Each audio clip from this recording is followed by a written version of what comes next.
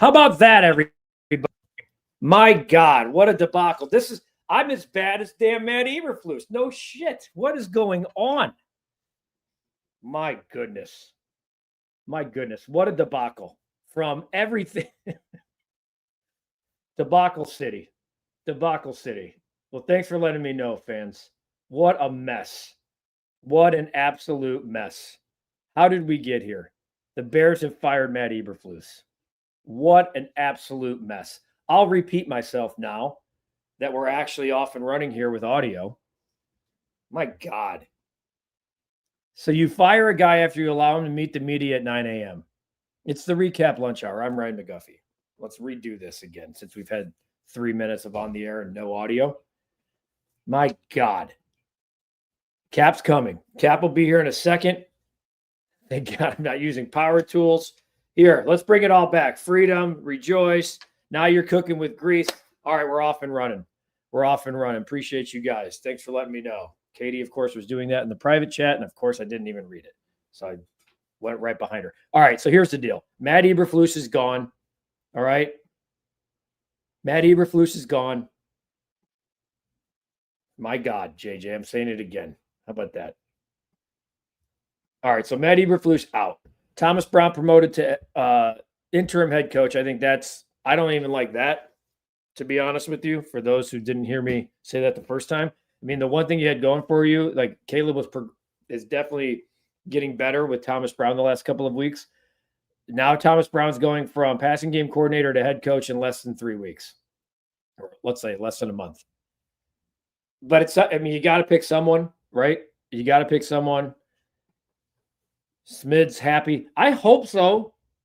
I hope it's a Ryan Poles move, because if it's not a Ryan Poles move, as Cap said earlier on the radio, at some point he's not being allowed to do his job. Come on, Brandon. About time he got kicked to the curb. This is what I agree with Phil, and I was going to get into with Cap. This thing could have been avoided from the start.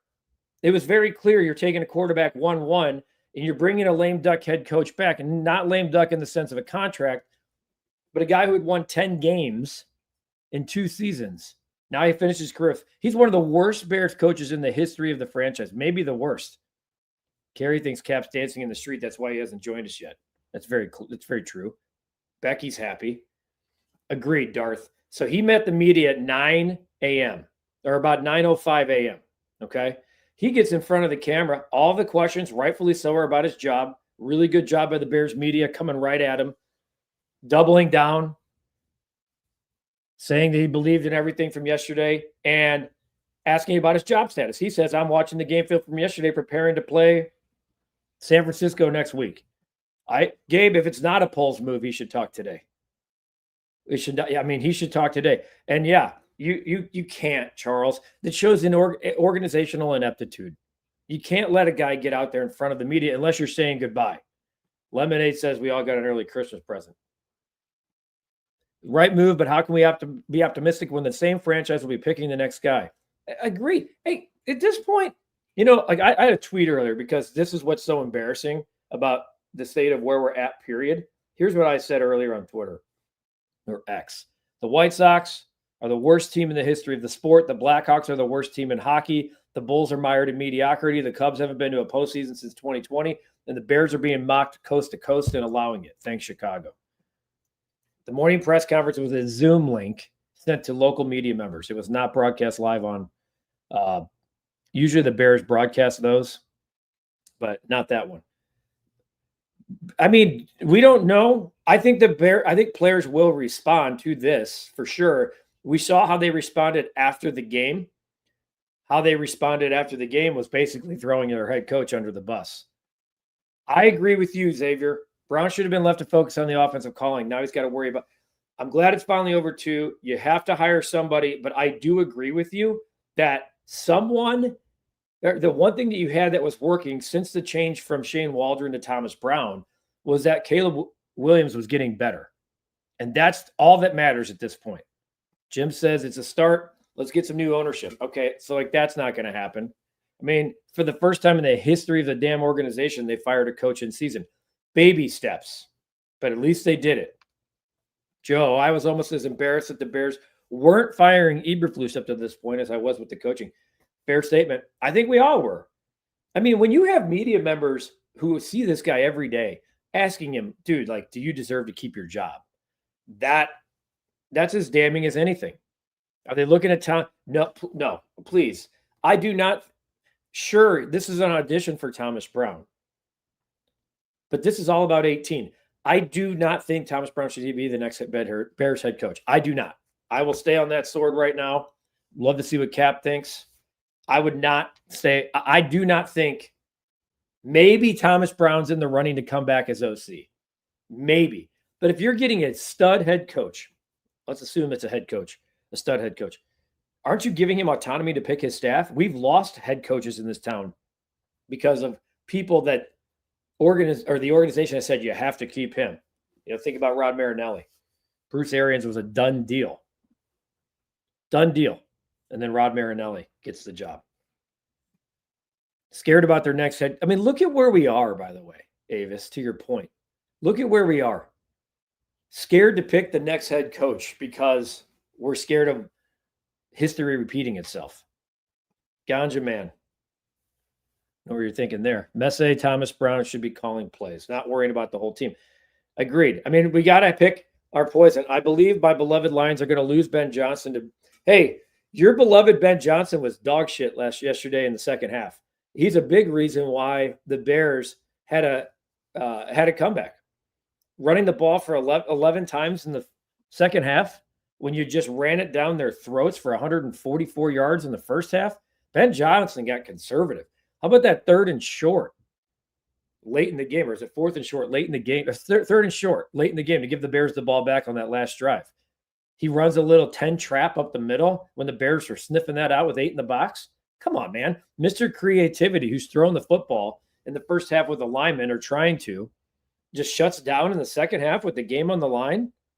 Come on. What are we doing? Bears official statement on X. Warren says this was a Poles decision. Okay, so let me read that. Also, think about this, Noel, and everybody. So the Bears have to clarify who's making this call. Isn't that weird? Isn't that weird that the Bears feel like, well, God, we got to make sure that the ducks are in order here. All right, here's the statement. This morning, after meeting with George and Kevin, we informed Matt of our decision to move in a different direction with the leadership of our football team and the head coaching position, said Bears GM Ryan Poles. I thank Matt for his hard work, professionalism, and dedication to our organization. We extend our gratitude for his commitment to the Bears and wish him and his family the best moving forward. Cap's getting ready in the room. He'll be here in a second. I support Ryan and the decision that was made this morning. We understand how imperative the head coaching role is for building and maintaining a championship caliber team. First of all, you don't have one. Leading our players and our organization, said Kevin Warren. Our fans have stood by us and persevered through every challenge. They deserve better results. Breaking news. Our organizational and operational structure is strong, focused, aligned, and energized for the future. Feels a little crazy to me that they have to go out there and put that in a statement to say that. Let's bring in Cap. What up, Cap? What up, Ryan McGuffey? Kid. You got me? We have had audio issues to start this. We hear you now? Yep. Nope. Katie, you hear him? I don't hear him. Great. What's your takeaway, Cap? Hopefully you can hear me.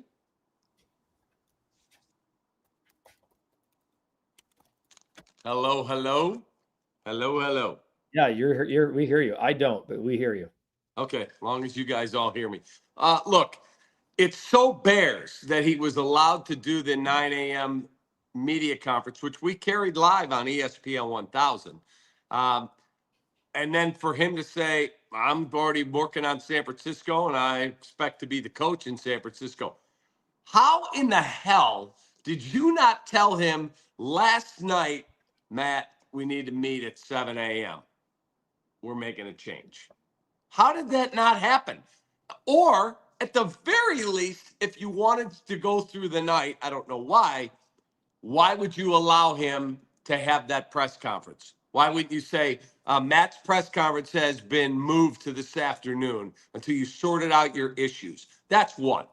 Two, I would never have made Thomas Brown the interim head coach because in my world, I don't care if they go undefeated the rest of the way. There is zero chance I'm making him the head coach. Period. Not a chance am I giving him the job. You want to talk about Antonio Pierce?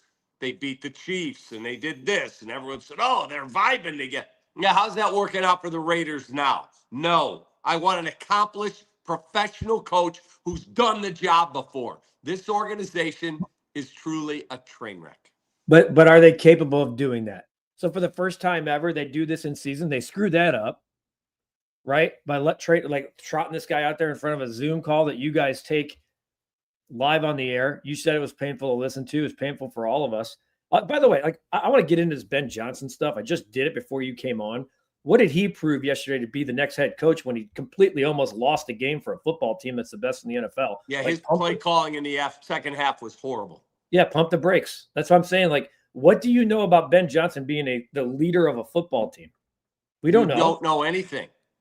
I would absolutely. I want whether he's existing head coach.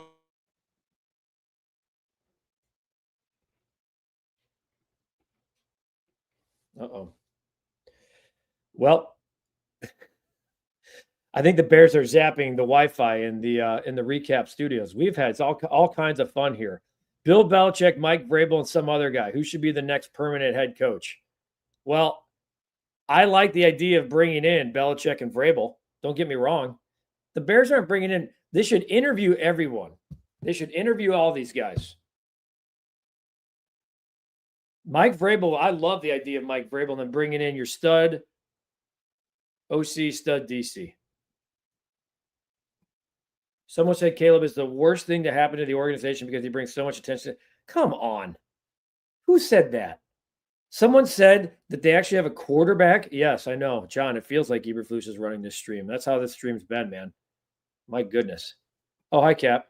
Hi, Ryan. Are you coming back to this stream? There's a lot of. I am. I'm trying to figure out. There's a lot of Eberflus type stuff going on in this stream. There is. I think Matt has snuck his way into our. It started with chaos. There's still chaos, and yeah, Chris, Cap and I both like Vrabel, but a couple things have happened. John Fox was the first coach they ever hired, right? Cap, that had head coaching experience. First one, no, Jack Pardee, and back in the day. Okay, I'm talking anybody who's alive on this stream. I'm talking about. Come on, correct. Who was the head coach before Eberflus? Matt Nagy. Yeah, come on, Becky. All right, no, Michael. Why do you want Cliff Kingsbury? He's done this before. He failed. Cliff Kingsbury was a failure. I don't want him. Failure CEO with Arizona. Failure CEO at Texas Tech. Lincoln Riley. What's USC done since he's gone there? I'm being dead serious. Right. Like, what are we?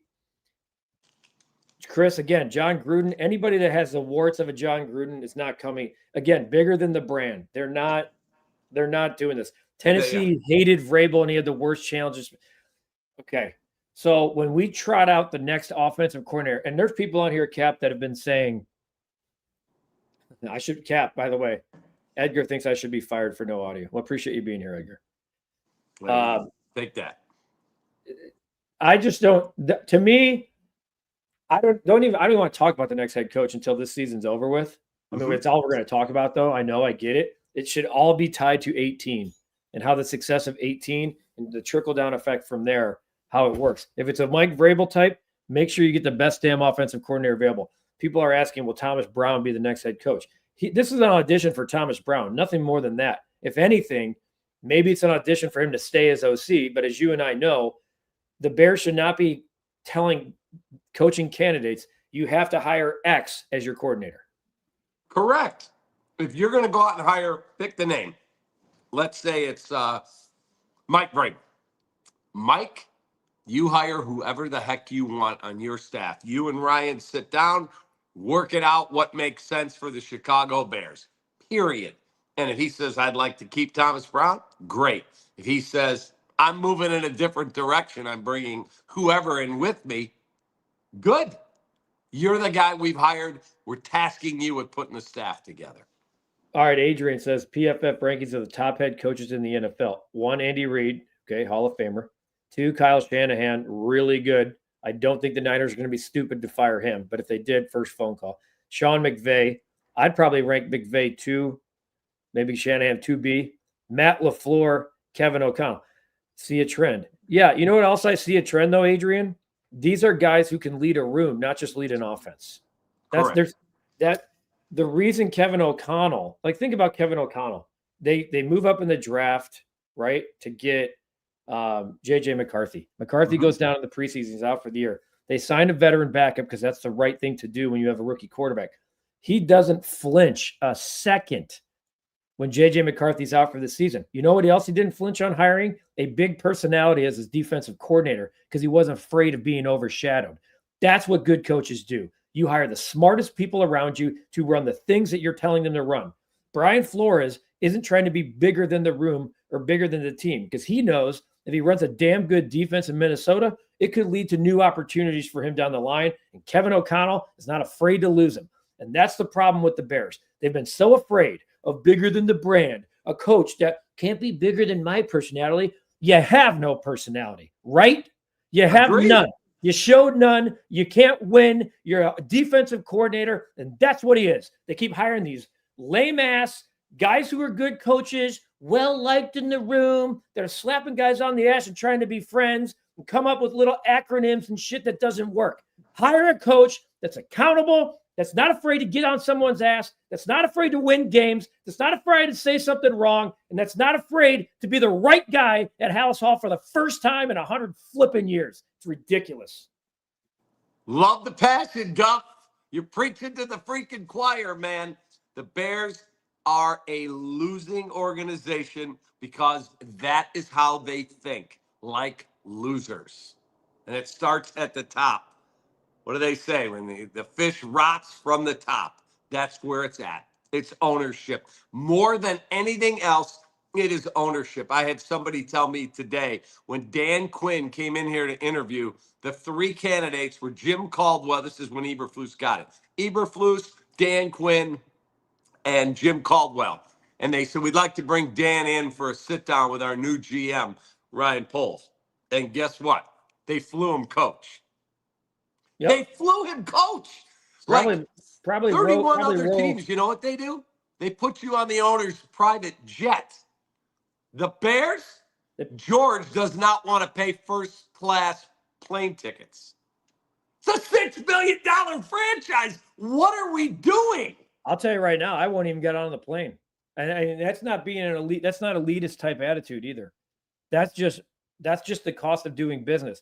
If I look at my seat and it says 28A, I'm sorry.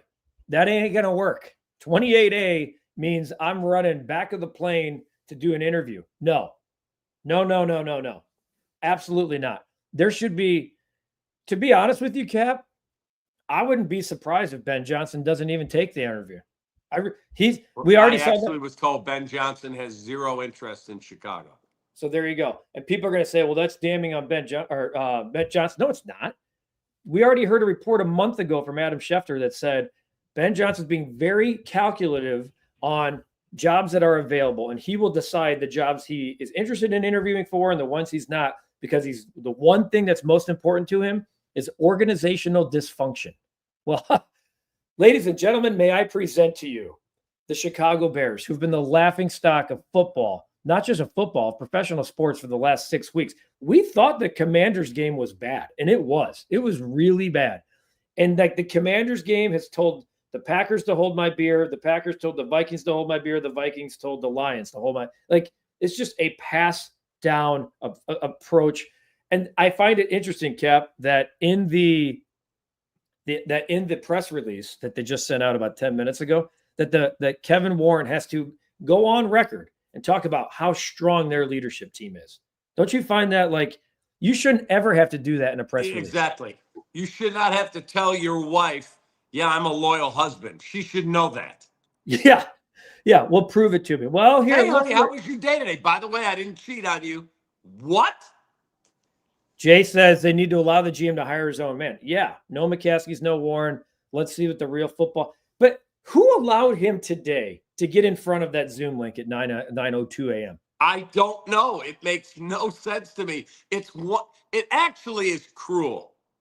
Like, I'm no Eberflus guy at all. Not my cup of tea as a guy, too vanilla for me. I'm talking about as a coach. I've never hung out with the guy as a person. I'm sure he's a good man, a good husband and father and all that. That said, to allow him to sit up there and just take these bullets of, Matt, did ownership say anything to you last night about your job status? Matt, what are you expecting in your meeting? Matt, have you been fired yet? Matt, you think you're going to lose your job? Like, that's just downright idiocy and cruelty. Not just that, they've been letting him do that for the last few weeks. Correct. And with all due respect to Ryan Poles, he's felt very Ryan Pace-like lately. That iconic shot of where I'm like looking in the room to make sure it's his turn. Like, they take good football men and they just break them down and destroy them because the building is polluted with losing. Yep. I agree with PH Stream here. Please hire a natural head coach, not a half-ass coordinator. Coordinators, the next great head coach is probably a coordinator right now. That's just the logical step. And there are definitely great coaching candidates available that have done the job, i.e. Bill Belichick. I don't see any scenario that Bill Belichick would be coming to the Bears. I don't think he's a fit, but why don't you at least interview the guy? Get as much knowledge as you can about these guys before you hire the next head coach. He's only going to be the best head coach of all time. Why wouldn't you at least bring him in the room? Why wouldn't you bring Mike Vrabel in to see what he's learned by not being a head coach? Has he learned anything to be different about the process going forward? Why did Kevin Stefanski, who was NFL Coach of the Year, say, that guy's sitting around, I'm going to bring him to my building. We're 2-8. And I still want guys who are capable of being great influences on my players in the room because I'm not afraid. Because I'm not afraid to bring in people as smarter than me to make me look good and to make our players do better. I'm so sick of this shit. That's the Cleveland Browns doing things that seem steps ahead, light years ahead of what the Bears are doing. We think the Browns are dysfunction? Dude, do not look outside of Chicagoland. We're the worst. The dysfunction's right here in the town. The Jets are the shits. Don't be talking about the Jets when you got problems right here in town. We are the shits, man. Chicago Bears is what I heard. The Chicago Bears. It's my favorite team. I got 1 helmet, 2 helmet, 3 helmet in our offices. I'm a diehard. And guess what? We are the shits. Yep. On every level. All right, so look at Nagy with the Chiefs, 11-1, Ryan Pace, Falcons, 7-4, something like. Okay, let's not sit there and hand trophies out to Matt Nagy and Ryan Pace, please. Ryan Pace is a scout within the organization. Matt Nagy is a offensive coordinator to a Hall of Fame head coach that still designs the plays. If Thomas Brown wins the remainder of the division games, I say keep him. No, that's pass. Lazy.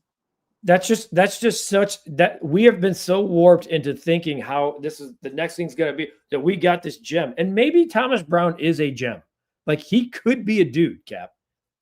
Okay. Yeah, this is not anti-Thomas Brown. It's anti at this stage of his career. Yeah. And to be honest with you, I like that he should have been the darn OC from the start. But I think he might have been a little scared, Matt Eberflus, that Thomas Brown was a little bit more vocal, a little bit more. Well, he says stuff in his availability. We got to be careful. It's ridiculous. Yeah. It's ridiculous. A lot more to come. Ownership will keep Brown because he costs less. I think that's definitely something we all know.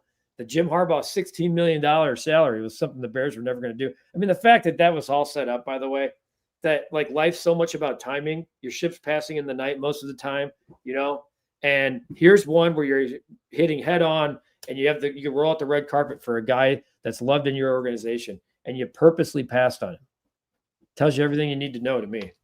Yeah, because they're cheap.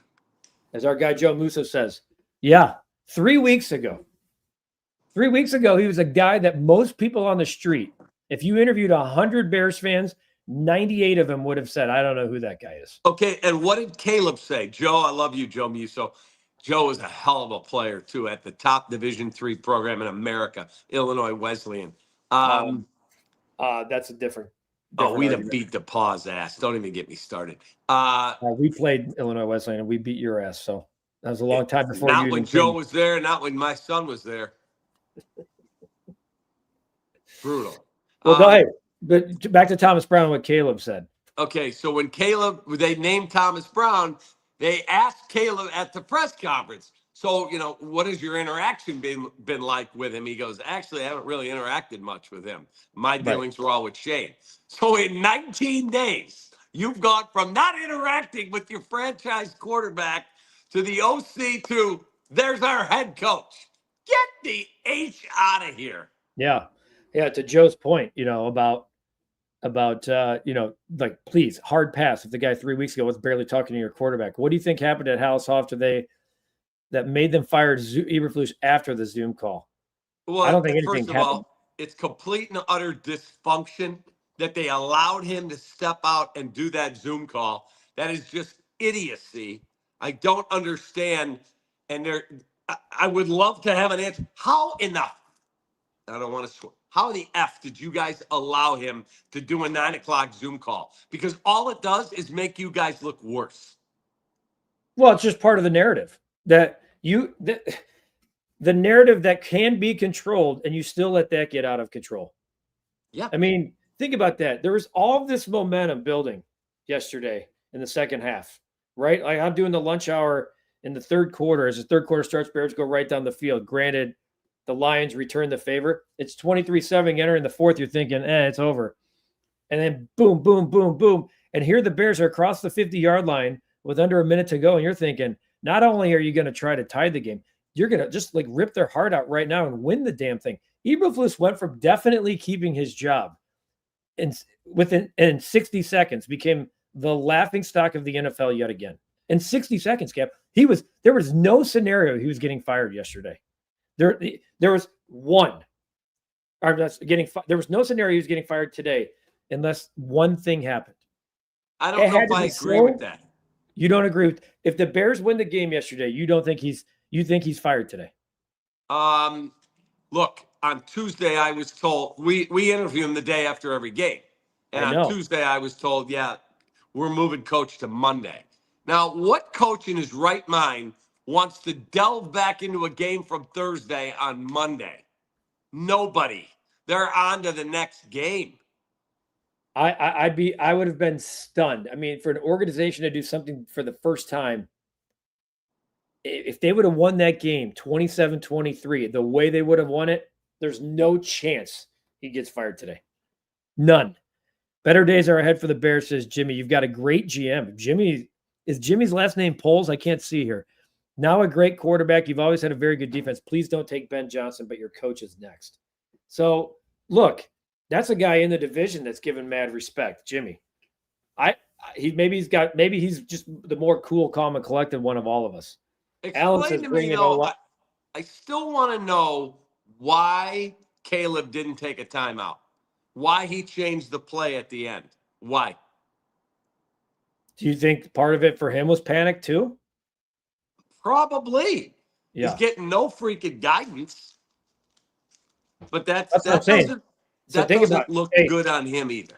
It doesn't. No, Caleb was in the wrong yesterday, but at least you can make an argument. Well, it's like, okay, rookie, radio goes out, right, with 15 on the play call, which is, I think, 12 seconds left in the game at that point.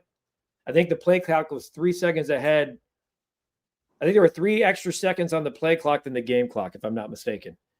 So with 15 seconds on the play clock, the radio goes silent. You have 12 seconds now in the game. Instead of snapping the ball, he might be looking at the clock going, I missed what he just said. I think I heard it. He's looking now, 10, 9. Dude, we don't have no time. Now, in actuality, if he snaps the ball with 9 seconds and throws an 8-yard out, you make the catch and get out of bounds. There's 3 seconds left. Even if you don't get out of bounds, you have the timeout. You bring the field goal team on with 2-1 and you kick it. So why the ball wasn't snapped, I don't know. That is on Caleb Williams. Changing the play, in theory, on Caleb Williams, unless there's panic that he's feeling, Cap, from on the sidelines and in the booth. What if he's feeling panic because your head coach is either froze or he's running through scenarios in your headset? your offensive coordinator is thinking about the next play.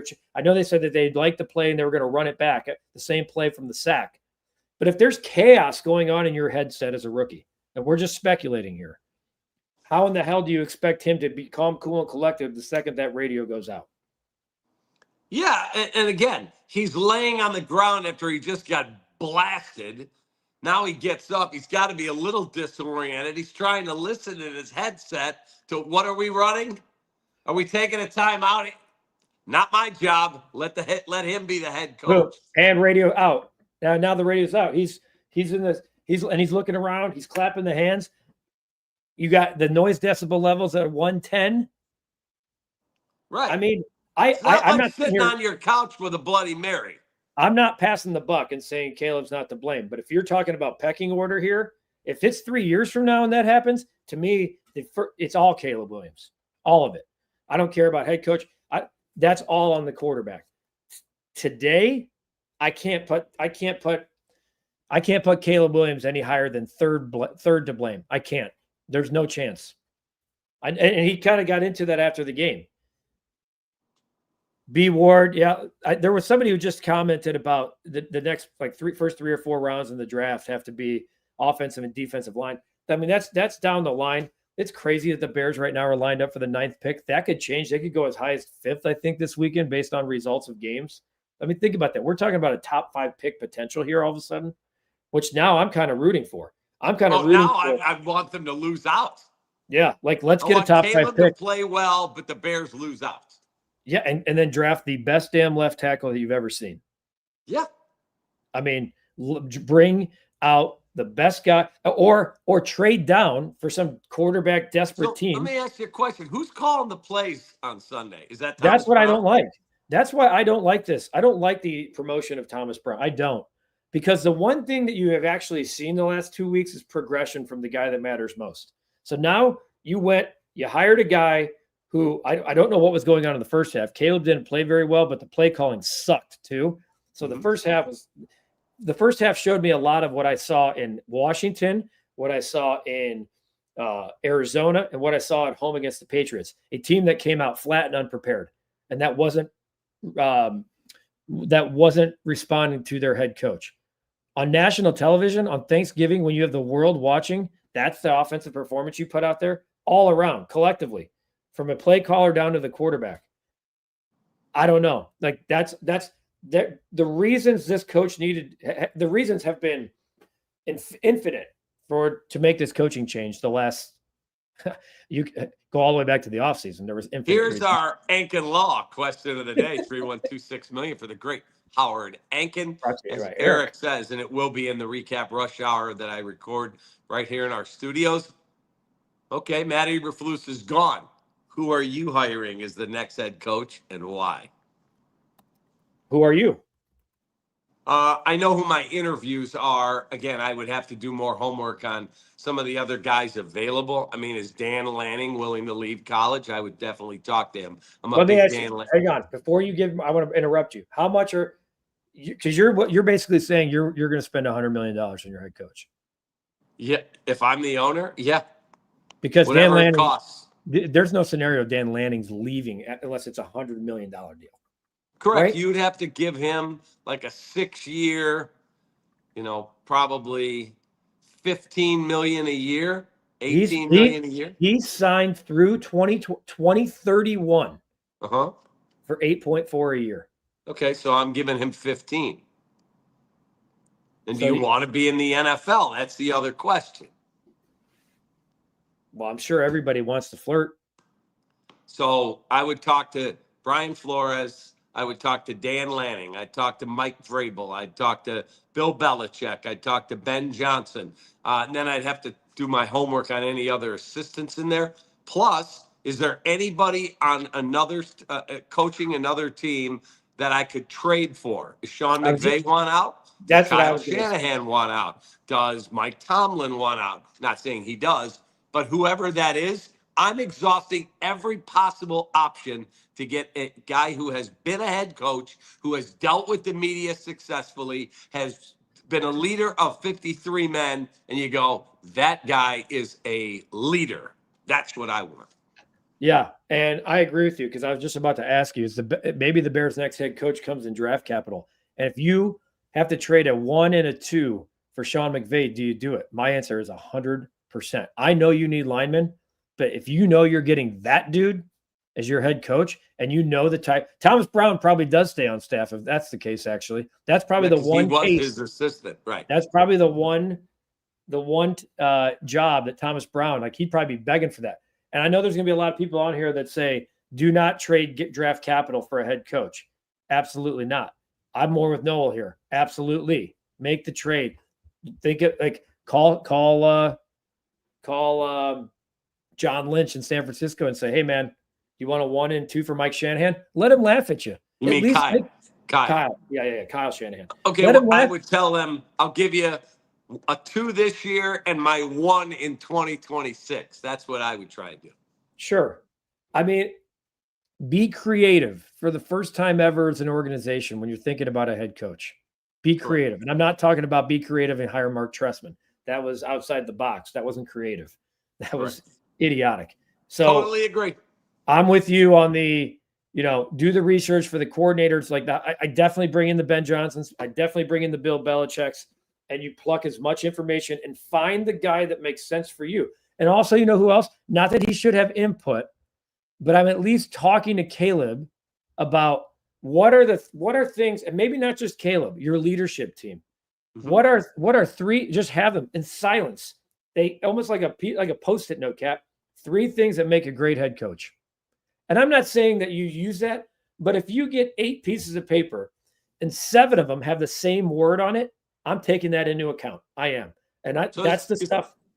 This guy, Ron, on here, offensive-minded head coach only, please. No, Ron, I'm hiring the best head coach. Quit trying to make them fit into a box. They have to be this. They have to be that. Get the best leader of the 53 men. Mike Tomlin, defensive coach. Sean McDermott, defensive coach. John Harbaugh was a special teams coordinator. Sean McVay, Matt LaFleur, Kevin O'Connell, offensive guys. Kyle Shanahan. They come in all shapes, sizes, and flavors, man. Just get me the right freaking guy. All right, a few more here before we wrap things up. No first rounders for a head coach. How's that working in Denver? How did no first rounders for a head coach look for in Denver? Nix looks to me like Bo Nix is being developed by a hell of a coach, and Sean Payton. Yeah, guess who's about to be the favorite for Rookie of the Year? All this Jaden Daniels talk and Cliff Kingsbury. You know what happens if you actually study Cliff Kingsbury? Those of you who are drooling over Cliff Kingsbury, I'm being honest. You do a little research yourself and compare his offenses as a head coach and a coordinator. First 8 games of a season, last 8 games of a season, and you'll find out that it looks like this. Okay. And that's why Jaden Daniels is starting to find a little dip. And that's why Bo Nix is now plus 120 to win Rookie of the Year, folks, because they have a flipping head coach that they found more attractive to trade draft capital for than anything else. And it looks like right now the Denver Broncos, they might have the coach of the year as well because they're in the playoffs. So I want to get this one in here because Hunter, you don't know what the F you're talking about because Dan Lanning's doing good now. B. Hunter, I'm going to give you, how is Lincoln Riley doing better? He's losing more games than Dan Lanning. He has more players in the NFL. Fine. That means he's recruiting great talent. What's he doing when he has them? He's got a boatload of NFL players. Why isn't it working under his roof in LA? You got any answers for that, B. Hunter? No, he doesn't. Okay. Well, that's what I'm saying. I'm not saying that Lincoln Riley is not qualified to be a head football coach. But if you're going to make that type of leap, and by the way, do you think you're getting Lincoln Riley for anything less than the $100 million? Lincoln Riley got 115 to go to USC. I was just going to say it's 110, and it's a 10-year, $110 million contract loaded with incentives. And him and his hot wife are living out in LA in like the most ridiculous place off of a cliff off the ocean.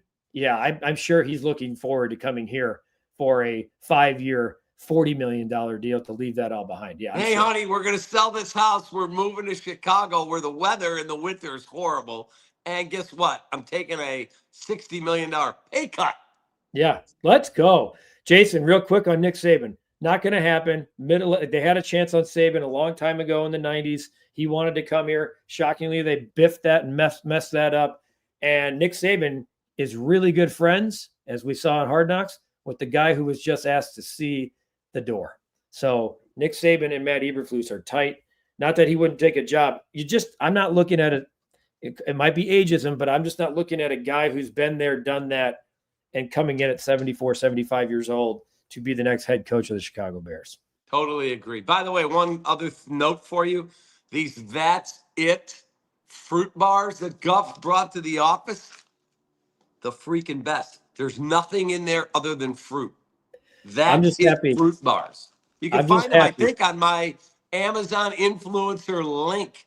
If you just go to my Amazon influencer page, get these on Black Friday. They're phenomenal. Now, do I get a little commission off of that since I brought them to the office? Absolutely not. Of course not. See, my daughter knows what's up. There's about 1,000 people on here right now, and she just wants to let you know that we don't have a title page yet. I'm gonna let our guy who does the graphics. But until further notice, this is how we're starting the lunch hour with Guff every day.